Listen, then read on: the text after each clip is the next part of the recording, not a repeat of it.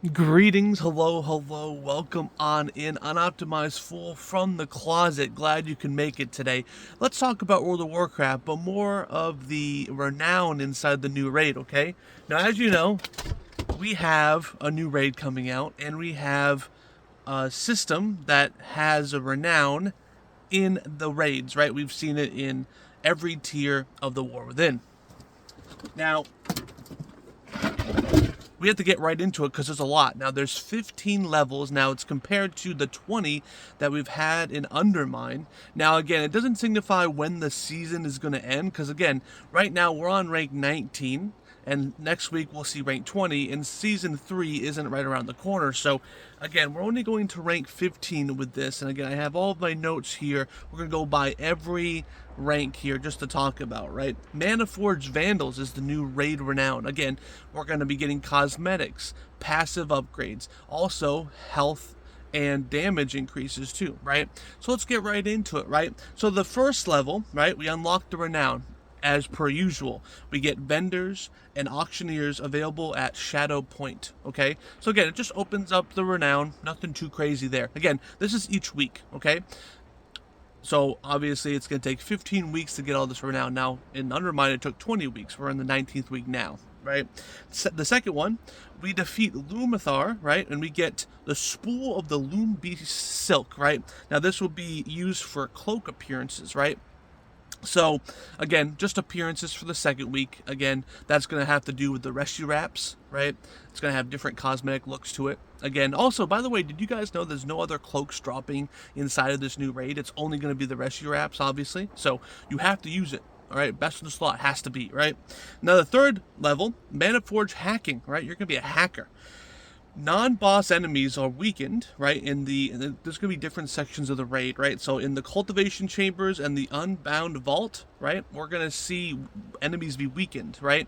Now that's not for the whole raid, that's just for those sections. As you see throughout this renown, you'll see that they increase in different sections, right? We also have a speed move, right? We siphon the energy essence of non-boss enemies for 15% movement speed for a short duration. We don't know what that short duration is, but 15%, again, this is probably going to be outside of combat too, by the way. And then 4, we're seeing our first damage and healing increase by 3%. It's always going to be by 3%, but the overall thing right now, it's going to be 18% for Undermine, but for this, unfortunately, since it's only 15, we're only going to see a 15% upgrade to our health, our healing done, and our damage done. So a little bit less than Undermine. And of course, too, we also unlock a teleport from Manaforge to Shadow Point. So you're going to be in the raid to Shadow Point, right? Not back and forth. Now, there'll actually be eventually teleportation to the raid, right? Now, 5 is going to be the raid skip, right? Renown 5 is going to be that raid skip, so you can switch to the last couple bosses. We're used to this already, right? Again, that will be available in week 5.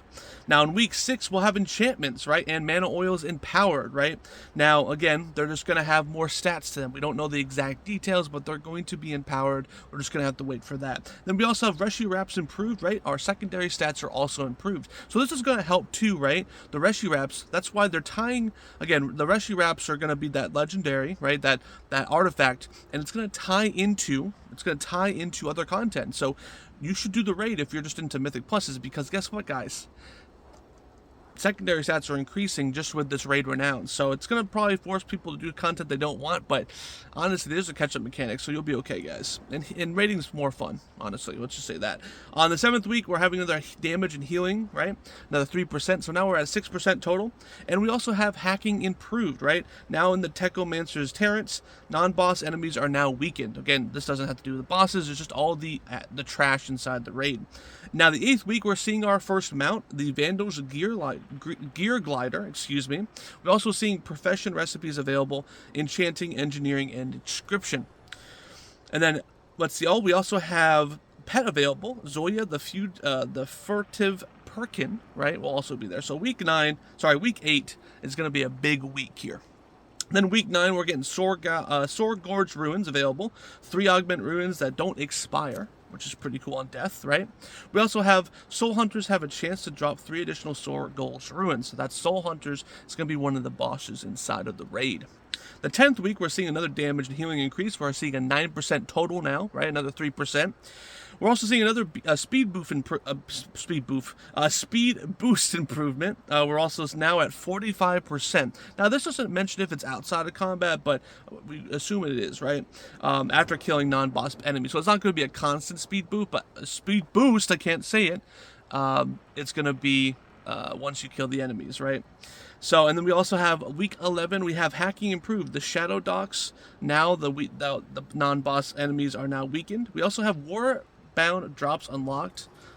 We also have lieutenant enemies dropping warbound each week, so you can now obviously kill them for both the reputation, and now you can get some warbound stuff for all your alts, right? So that'll be pretty cool. We also have 12 transmog token unlocked, right? We have Nexus King Saladar will give Ethereal Essence Silver, which will turn in for transmog, right? We see this with One Armed Bandit right now inside of Undermine, so that system is coming back. Again, there's only going to be 15 levels, right? So the 13th week, we're going to see one of the last damage and healing increases. Actually, this is the second to last. This is going to be a 12% increase, right, overall, right, another 3%. We also have another pet available, right? We have Baby Observer pet available. And then on rank 14, we unlock the title. Now, before, we would have to wait until the last rank, but rank 14, again, week 14, we'll get the title Star Savior, which is pretty awesome if you ask me. And, of course, we'll have another mount called the Bone Freezer. And then rank 15, right, the last week, we'll see the last increase to damage and healing, where we'll be at 15% total, as well as a raid portal unlock where we can teleport to the raid. So now we can teleport to the raid. Obviously, there'll probably be a cooldown. Now, again, that is all the stuff for the raid renown. Obviously, this is all in PTR. It's always subject to change, but it's pretty concrete. But again, since it's in the PTR, I can't say this is official. But again, this is like 99% official. But yeah, I wanted to get this video out. It's going to be a longer video because we went through all the stuff. But yeah, I wanted to give exact details on everything that we are to expect. Are you guys happy with what we're getting in the raid renown? I'm kind of weirded out that it's shorter, but maybe Season 3 will be shorter too. By about 5 weeks. So we'll see. Maybe they just didn't have enough content to give us. Who knows? But guys, I am Unoptimized Fool. Thanks for listening on in. I'll see you guys next time.